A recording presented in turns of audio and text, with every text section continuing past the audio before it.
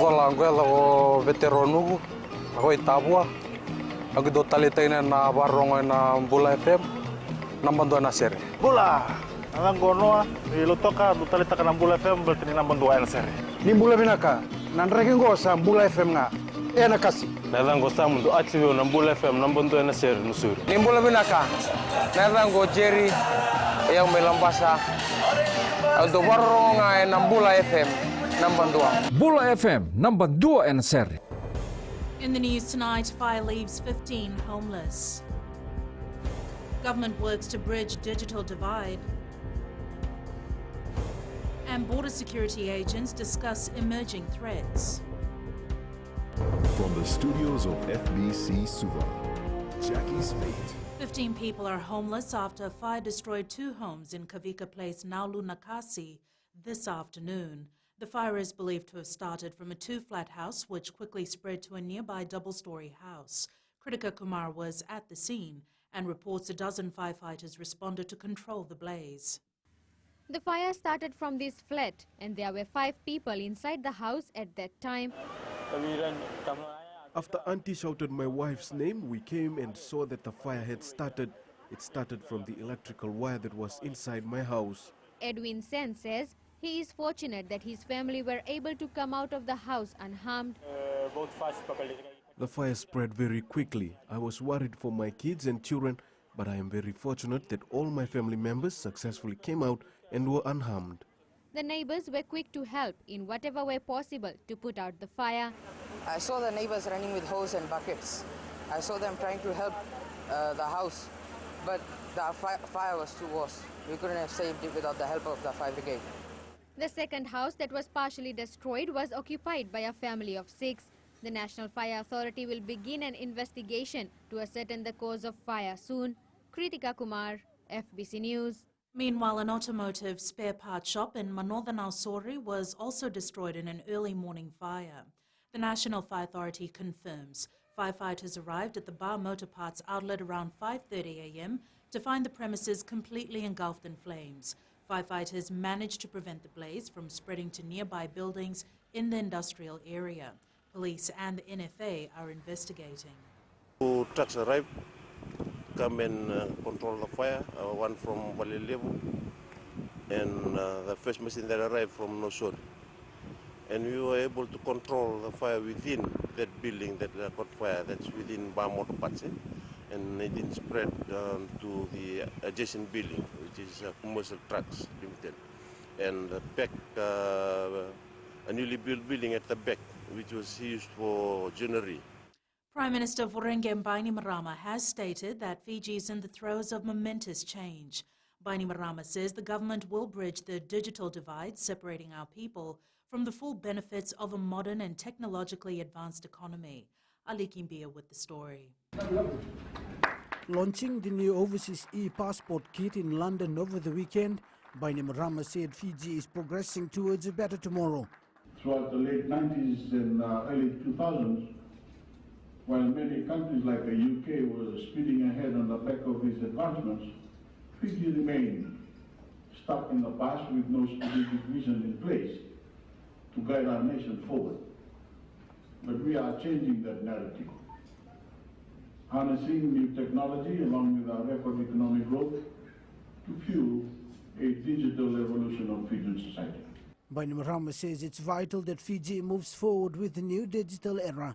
And we want young Fijians to have an innate understanding of new technology that ensures they enter the workforce standing toe-to-toe with young people educated in Australia, New Zealand, or here in the United Kingdom. The Prime Minister says new developments carried out by the Fiji First government is bringing Fiji fully into the 21st century. We are introducing the life-changing benefits of the digital revolution across our economy, from transportation to education to broadcast television to more affordable and efficient government services. Bainimarama says the government will ensure that all Fijians will know the ease and the level of opportunity created by digitized services. Ali Kimbia, FBC News. Fiji has strongly condemned the terrorist attack on London Bridge in England on Saturday. Prime Minister Voreqe Bainimarama sent his condolences to those affected by the attack. Bainimarama tweeted that Fiji's prayers are with those affected by the tragedy. The Prime Minister said the real-life heroism of the people of London and security forces during and after the attack has been remarkable and a display of true courage.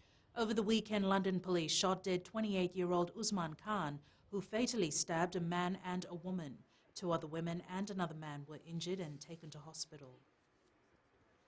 A 3-year-old girl from Kalekana in Lami is missing. Police say Tale Raikondroka's grandfather discovered her missing when he woke up on Saturday morning. However, he assumed she was with other members of the family. A day later, with the child's whereabouts unknown, a missing persons report was filed at the Lami police station. Police are appealing to the public who may have information about Tale to contact the Southern Division Command Centre on 9905 529. Employees can lodge grievances with the Employment Ministry if they lose out on salaries while quarantined for measles. The Employment Relations Act allows employers to provide 10 working days leave to a worker quarantined for measles and unable to work. Therefore, no employee can victimize workers. Kritika Kumar reports. Permanent Secretary for Employment Osea Dawaru says employees must be allowed to comply with quarantine without fear of losing income or employment. They have the right to lodge their employment grievance with the Ministry of Employment in any of our branches. That will allow us for further investigation and determination of their grievance. Dawaru says measles is a national issue and teamwork is important to contain the disease. Health issue requires the whole of nation, and this includes employers and workers, to work together to help contain the spread of measles to other parts of Fiji or to other communities as a whole. The Seruwa-Namosi Subdivisional Outbreak Response Team is at the forefront of the response to measles outbreak. The team at times is trekking, camping and crossing rivers on foot to reach people in some of the most remote communities. Our team are still on the ground in Seruwa-Namosi, coming through the mountains, trying to make sure that we vaccinate everybody in Seruwa-Namosi. And as I said earlier, all the hospital facilities, health centers, the doctors, nurses and other health professionals are working around the clock. There are now 15 confirmed cases, with 11 from the Seruwa-Namosi subdivision and 4 from the Suva and Rewa subdivision. Kritika Kumar, FBC News. Personnel from border security agencies have gathered in Lami to discuss combating emerging threats. Some of the challenges they are discussing have been around for a while, but others are new to the region.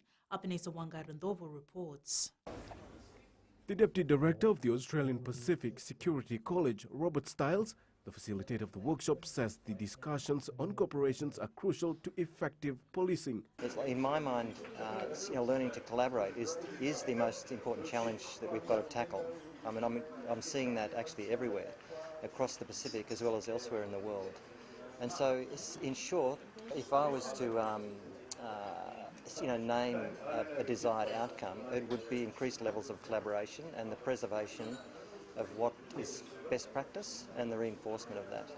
Defence Minister Inies Ratu says they are also collaborating with the University of the South Pacific, Fiji National University and the University of Fiji to train personnel for border security in the future. The challenge is always there, and we keep emphasizing that it's not only about the police and the government agencies, it's not only about a whole of government approach, but it's a whole of nation approach. The workshop on combating emerging threats ends tomorrow. Apenisa Wangrandobu, FBC News. Up ahead, suspect murderer to defend himself. And PNG meeting crucial for Fiji's tuna industry. Details after the break.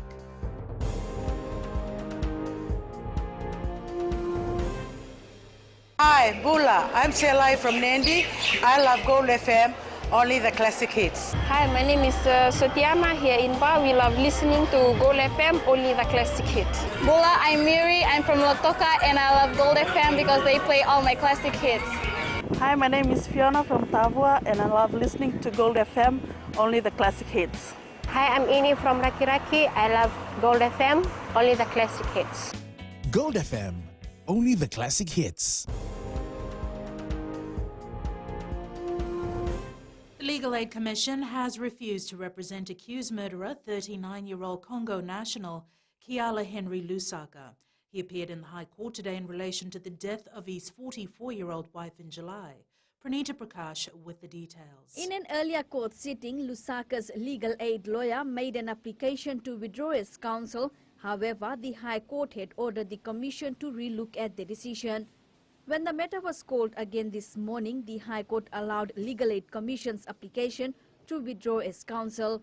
In court today, he was also given an option to either engage a private lawyer or to represent himself. Lusaka informed the court that he will represent himself and indicated that he speaks French, Portuguese and Spanish but does not understand English.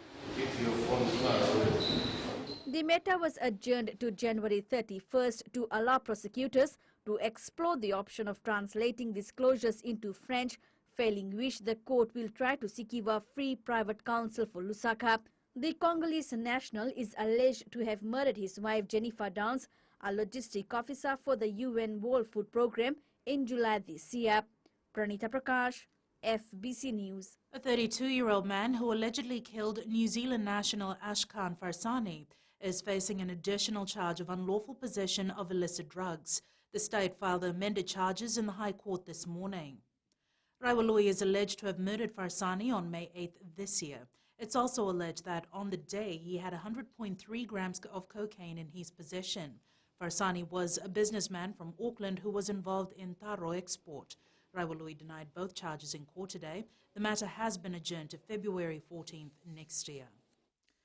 The Australian Broadcasting Corporation's Current Affairs program Q&A is this evening for the first time being recorded at the University of the South Pacific for broadcast in Australia tonight.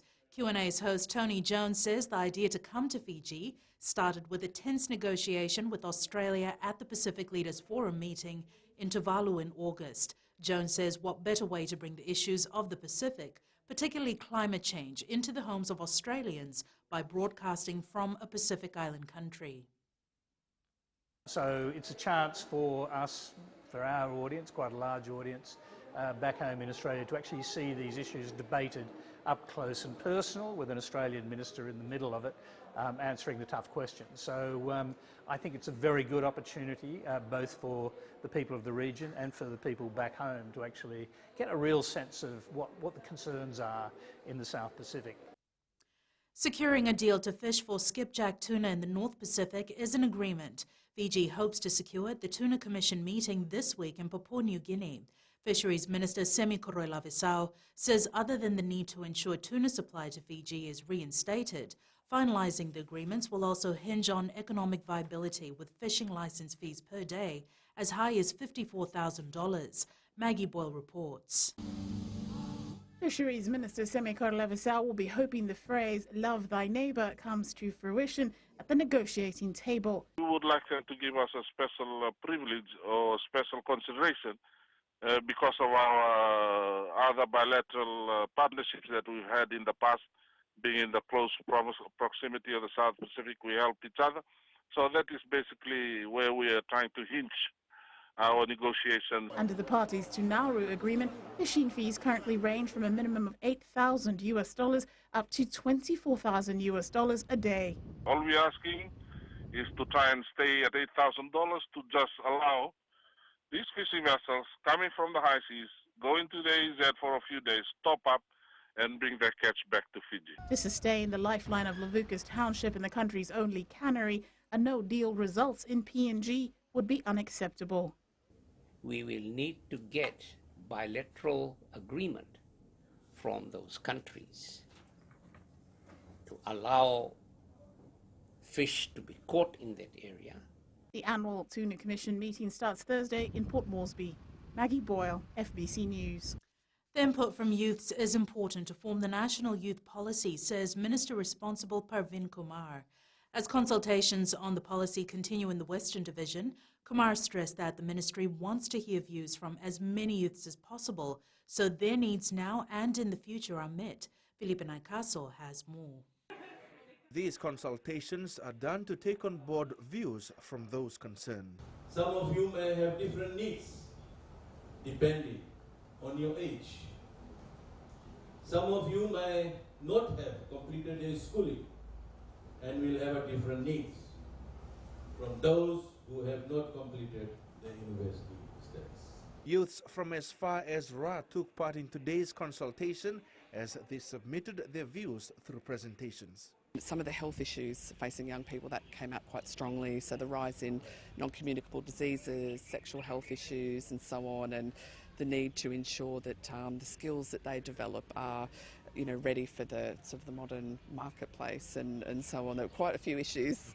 The consultation funded by UNICEF began in Suva last week. The team will move to Lambasa tomorrow. My ministry is clear. We are the ministry for all youths. We are now focusing on the most important document ahead of us. The team of consultants are hoping to have the policy ready by July next year. Philip Naikaso, FBC News. And it's business time now with Kelly. Thanks, Jackie. Coming up after the break. Third heavy fine for carpenters, Fiji. And in growing Fiji, fishing vessels to be revamped. Stay with us.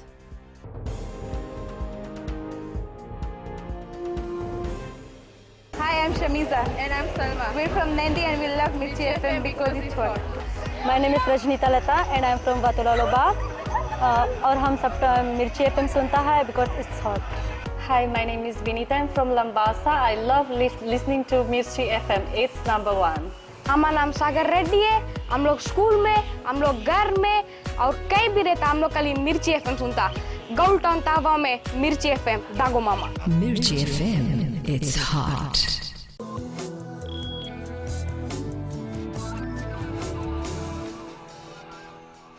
Leading business Carpenters Fiji Limited has been fined $20,000 by the Nasinu Magistrates Court for 2 counts of failure to display prices on certain price-controlled items and non-controlled items. The Fijian Competition and Consumer Commission charged the company after an inspection.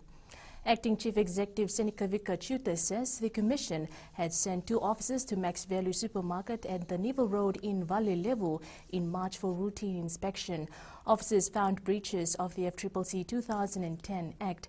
This is the 3rd time this year when Carpenters Fiji Limited has been slapped with a hefty fine. On September 27th, the company was fined $20,000 for false and misleading representation, and on October 14th, it was fined $15,000 for overcharging on price-controlled items and failure to mark price-controlled items. And Sinifa from HFC Bank joins us now with the latest from the trading market. Let's review the trading on the SPX last week. Over 653,000 shares were traded in 149 transactions worth more than $1 million. Contiki Finance Limited trades made up 68.29% of the volume and 52.47% of the value traded.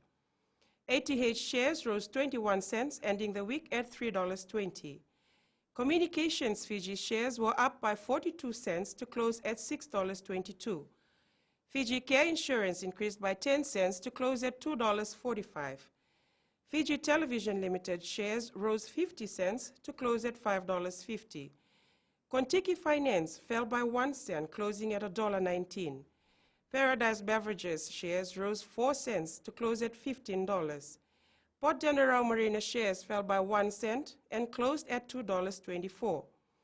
RB Patel Group shares were up by 65 cents, closing at $3.05. Vision Investment shares rose 5 cents to close at $4.95, and Fijian Holdings shares rose 10 cents, ending the week at $1.74. The overall market capitalization rose by 6.02% to a value of $4.02 billion. That's a wrap from our local stock market, Vinaka. Thanks, Sinifa. Here today's exchange rates as set this morning. The markets were slow with the U.S. in the midst of a holiday weekend, with the U.S.-China tariff talks still awaited. The Fiji dollar rose against the U.S. greenback and the PNG kina, but showed minor declines against the other currencies we cover. Looking at commodities, the price of oil dropped $3 to $56 per barrel. Gold was up by $1,460 per ounce, and silver remained fairly steady at $16.96 per ounce. The new retrofit and demonstration project for the fishing industry aims to phase out ozone-depleting technology and follow the Montreal Protocol requirements. As part of the project, one of Solenda Pacific's vessel will be retrofitted and used as demonstration for other fishing vessel operators. Lina Rees reports other vessel owners will later be required to follow the model.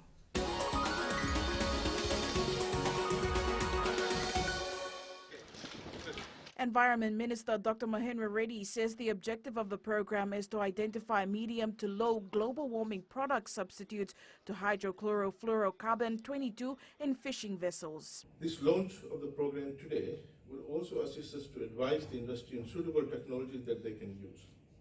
The demonstration project is expected to have a significant impact on the decrease of high CFC consumption in Fiji. Many fishing vessels have refrigerators that use the ozone-depleting gas, and the government aims to phase that out by 2030. There are some companies who are importing some new vessels which are not coming with this R22 gas. This is this R22 that will be phasing out by 2030. So we are all trying to work towards it to try and change R22 since we won't be getting any from 2030. The project is part of the Montreal Protocol, which is a global agreement to protect the ozone layer by phasing out the production and consumption of ozone-depleting substances. Lina Rees, FBC News.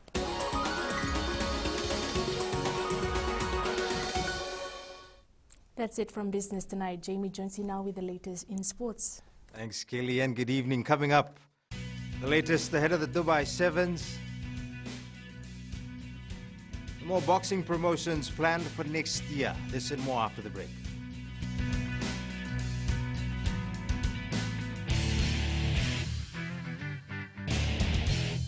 Zalangwela veteranu hoi tabua agido talitaina na barongo na Bula FM nambando na sere. Bula alangonoa ilotoka talita kana Bula FM berarti nambando na sere. Ni Bula binaka nanreki ngosa Bula FM nga ena kasi. Nalango samundu atiwe na Bula FM nambando na sere nusuri. Ni Bula binaka nalango Jerry yang melambasa ado barongo na Bula FM nambando. Bula FM number 2 en seri.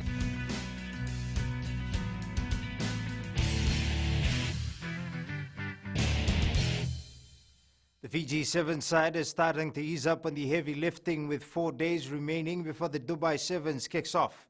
The national side held a few high-intensity training sessions since reaching Dubai last Friday, but strength and conditioning coach Nadadawan Mbuka lowered the tempo with some fun activities yesterday. The final 12-member squad will be named on Thursday, with Fiji set to open up its campaign against Japan at 4:02 a.m. on Friday. The fastest man in World Rugby Sevens, Carlin Isles, will be challenged this season. While Isles has a 100 meters personal best of 10.13 seconds on the track, the Aussies will be unleashing its latest recruit, Trey Williams, who has run 10.10 seconds. While the battle of the sprinters will be a must-see, the All Black Sevens will be unleashing another newbie that's also tipped to turn heads in Dubai. Manu Samoa Sevens player Laloi Leilua had to leave Dubai ahead of the Sevens tournament due to a family emergency. Boxing fans can expect more international bouts in Fiji following the success of the Kirin boxing event on Saturday at Prince Charles Park, Nandi. Promoters and the Boxing Commission of Fiji are eager to stage more title fights with local and overseas boxers. Felipe Naikaso with this report. Fans are expected to witness more high-caliber boxers next year following the 3 title fights brought in by Kirin Boxing Promotions on Saturday. And I hope and I wish with the commission will take the boxing to another level. If the support of the fans are there, like the way the fans supported for the program tonight. The promotion over the weekend has certainly challenged other boxing promoters to bring in their A-game. We need the boxing promotion to go ahead, which is at international level now, and showing the rest of the world that our country person has on that level now, and furthermore there are many other boxers on the list to come. And this is a milestone achievement towards the professional boxing, and as I've always mentioned that we have already brought this boxing to another height. The Boxing Commission of Fiji has also confirmed that a number of promoters have already approached them on their proposals. However, they have not confirmed any bouts at the moment. Felipe Naikaso, FBC Sports. The Kaiviti Silktails Rugby League side will be closely monitored over the next few weeks. The Silktails management excited to have secured the services of trainer Tom Watkins for their first season in the Iran Massey Cup. Akuladama reports. The next 4 weeks will not be easy for these players, especially when the festive season is just around the corner. We've got 4 weeks with the boys before Christmas where we will get plenty of work done. It's been a very tough first week for them, with plenty of running, plenty of conditioning and plenty of weights. We'll get the boys into a position where they will be fine leading into the festive season. Tom Watkins says the team will be ready when the competition starts. When they come back, there'll be plenty of more hard work to do. So we'll have 9 weeks after Christmas until the first comp game. So we'll make sure that come March, when the comp starts, we'll be ready to rumble. Kaiviti Silktail CEO Carl Fraser says they are fortunate to have Watkins on board for their debut season in the Ron Massey Cup in Australia. It is very important from a club point of view that we have a head of high performance living in Fiji that understands the idiosyncrasies of what it takes to be an NRL player. Mr Watkins is from Parramatta. He's been in that system, and we are very grateful to have secured his services. He's on a year-long work visa here. The Silktail squad will be finalised early next year. Akuladama, FBC Sports. The Lautoka football team managed to defend the Pacific Cup in Auckland, New Zealand yesterday.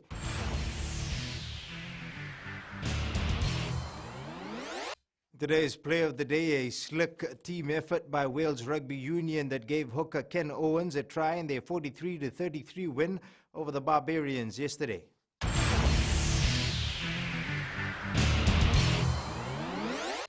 That's it from Sports in Weird and Wonderful. Later on, check out the work of an artist from Sydney, Australia that uses body parts from old dolls to recreate some unsettling works of art. That's coming up.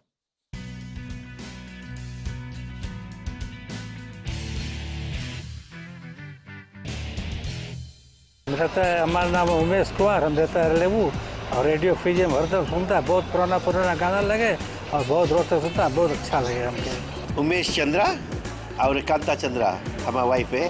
हम लोग radio Fiji 2 बहुत सुंदर से सुनता है, बहुत अच्छा programme, number 1 radio. Kumar स्वामी नायक है, गोंगवा लेबू लटोका, रेडियो फीजी 2 में पुराना गाना लगे, हमें बहुत अच्छा लगे। कुमार नाकाफी में रहता है, रेडियो फीजी 2 सुनता है। रेडियो फीजी 2, देश की धड़कन।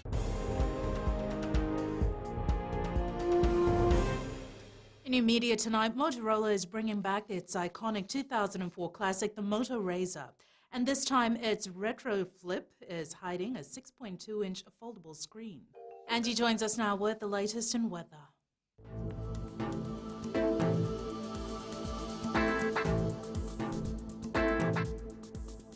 Hello there and welcome to the Weather World. Welcome to a new week. Oh, it's December already. How time flies. The weather has been very good to us over the last few days. Definitely the weather for a lover party. Now checking the west out for today, sunny and very warm. The sea is wonderful at this point. How about a dive? Eastwards from Pakhabarasuva, super sunny but little spots of rain will intervene later tonight. And up north, much of the same, all sunny and dry. At sea, southeast winds 15 to 20 knots, moderate to rough seas. For the tides, high tide at 11:57 p.m. tonight with low tide at 6:30 a.m. Sunrise at 6:21. For tomorrow, it looks like the sun will be disturbed by some showers, but nothing major. Few droplets to look out for. Tomorrow's temps, Savo takes the lead to be the coolest at 28 degrees. And looking further on to Wednesday, a mixed weather situation can be expected, so have a wonderful week ahead. And that's all the weather from the Weather World. Jackie. Thanks so much for that, Angie. In Fijian Pulse, we asked, what new measures should be introduced to penalise drivers for speeding?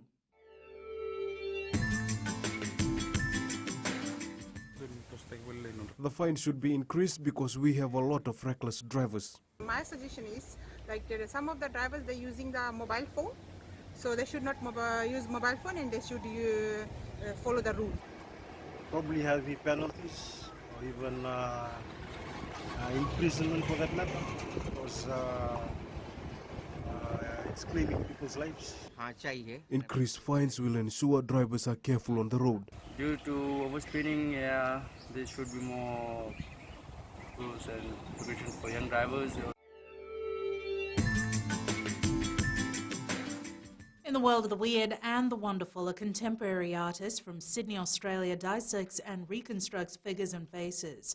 The plastic surgeon cuts off arms and legs from children's dolls and plastic toys to assemble unsettling and uncanny semi-human works of art. Recapping the main stories for tonight, fire leaves 15 homeless. Government works to bridge digital divide, and border security agents discuss emerging threats. Now for these stories and others, tune in daily to our sister radio station Gold FM.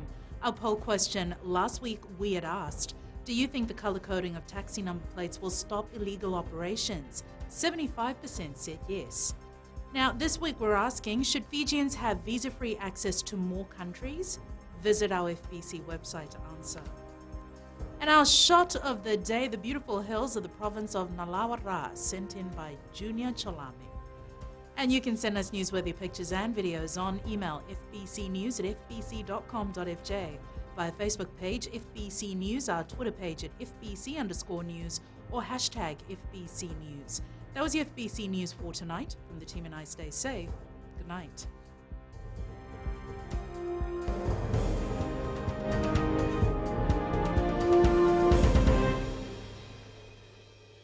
Hi, I'm Shamiza. And I'm Salma. We're from Nandi and we love Mirchi FM because it's hot. My name is Rajnita Lata and I'm from Vatulaloba. और हम सब मिर्ची FM सुनता है because it's hot. Hi, my name is Vinita. I'm from Lambasa. I love listening to Mirchi FM. It's number one. हमारा नाम सागर रेड्डी है. हम लोग स्कूल में, हम लोग घर में और कहीं भी रहता हम लोग खाली मिर्ची FM सुनता. गोल्ड टाउन तावा में मिर्ची FM दागो मामा. Mirchi FM, it's hot.